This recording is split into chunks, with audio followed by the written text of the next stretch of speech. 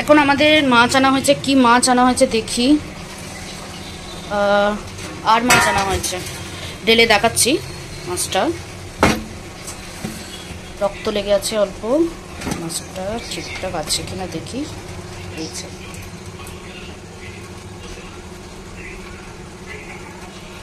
আর মাছ, আজকে আর মাছ রান্না হবে। কি দিয়ে রান্না হবে এখনো ডিসাইড হয়নি। মাছ ধোয়া হবে, এবার মাছটা ধুয়ে তারপরে দেখাচ্ছি। রাধে রাধে বন্ধুরা, আমি আবার এসে গেছি নতুন একটা ভিডিও নিয়ে। আশা করছি তোমরা সবাই ভালো আছো। আর মাছ আজকে রান্না করব, কিন্তু আর মাছ আমি খাই না, কারণ আমার পছন্দ না। কিন্তু আমার বাড়ির সবাই খায়, পছন্দ করে, আমার মা ভাইরা পছন্দ করে, তাই ওদের জন্য আমি সেরমভাবেই রান্না করি যেভাবে ওরা পছন্দ করে। নুন হলুদ মাখানোর কথাটা আর কি বলবো, সেটা তো সবাই মাছ ধুয়ে লাগায়, তো সেরকমভাবে লাগিয়ে নিলাম। এরপরে কি দিয়ে রান্না হচ্ছে দেখে নেওয়া যাক। আপনারা যারা চ্যানেলটিতে নতুন তারা অবশ্যই চ্যানেলটি সাবস্ক্রাইব করবেন, ফেসবুক পেজ থেকে হলে ফলো করবেন। এখানে ডিসাইড হলো কচু দিয়ে মাছের ঝোল হবে। এটা গ্রামের বাড়িতে আমরা খেয়েছি, আর এখানেও কলকাতাতেও নর্মালি লোক খেয়ে থাকে। তো দেখা যাক কি। ভাই সবজিগুলো একটু খারাপ এনেছে, তাই মা রেগে আছে।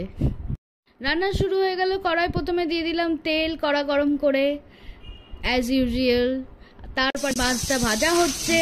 মাছটা প্রচণ্ড ফাটে, তাই জন্য আমি একবার দেখিয়ে দিলাম। দেখিয়ে দেবার পরে আমি তাড়াতাড়ি করে আগে ঢাকা দিয়েছি। আমার খুব ভয় করে এই মাছ, যেমন আমার খেতেও পছন্দ না, এই মাছের এই ফাটার স্বভাবটাও আমার একদম পছন্দ না। অনেক যুদ্ধের পরে মাছটা ফাইনালি ভাজা হয়েছে। মাছগুলো ভাজা হবার পরে দেখাচ্ছি।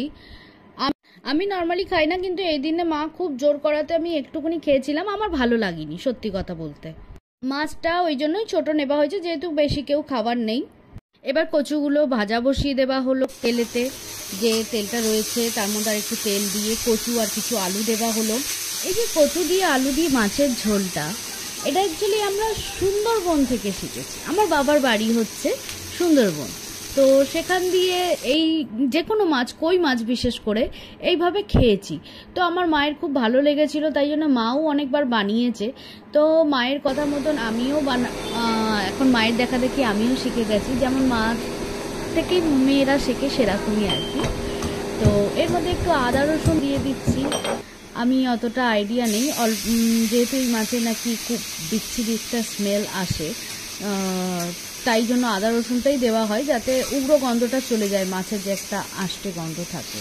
তো এইভাবে আদা রসুন, গুঁড়ো লঙ্কা, হলুদ, একটু টমেটো দেওয়া আছে, দিয়ে ওটা দিয়ে ভালো করে কষে নেওয়া হলো। তো ভালো মতোভাবে কষে নেওয়ার পরে এর মধ্যে জল ঢেলে দেওয়া হলো পরিমাণ মতো। এটা একটু ঝোল ঝোল থাকবে। তো দেখতে পাচ্ছেন এটা হচ্ছে জল ঢেলে দেওয়ার পরে আর কি, সরি ফোটার পরের অবস্থাটা দেখাচ্ছি। এবার এর মধ্যে মাছগুলোও দিয়ে দেওয়া হলো যখন ভালোভাবে আলুটা কচুটা সেদ্ধ হয়ে গেছিলো। তারপরে এটাকে একটু ভালো করে ঢাকা দিয়ে ফোটাবো। এর যে মাছের ভেতরটা আর কি যা একটা টেস্ট আছে ঝোলের মধ্যে চলে আসবে। আমি মাছটা রান্না করে কিচেনটা পরিষ্কার করে তারপরে স্নান করবো বলে স্নানটা করিনি, তাই আগে রান্নাটা করে নিচ্ছি।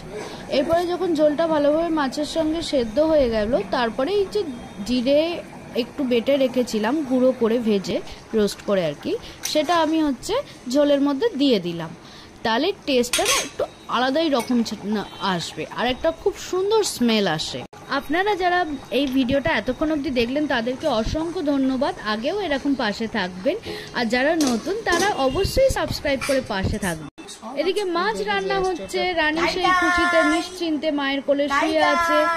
মায়ের সবচেয়ে প্রিয় মেয়ে, ছোট মেয়ে, ওই সব ভালোবাসা পায়, আমাদের সব ভালোবাসাটা ওই পায়। ভিডিওটা আজ এই অবধি, দেখা হবে নেক্সট ভিডিওতে। অবশ্যই চোখ রাখবেন আর অবশ্যই ফলো করবেন, সাবস্ক্রাইব করবেন। Love you all. আর আশা করছি সবাই নেক্সট ভিডিও অবধি ভালো থাকবেন। নেক্সট ভিডিও কেন, এমনি সময়ও ভালো থাকবেন। আর আপনারা কোন জায়গার থেকে ভিডিওটা এক্স্যাক্টলি দেখছেন একবার কমেন্ট করে অবশ্যই জানাবেন।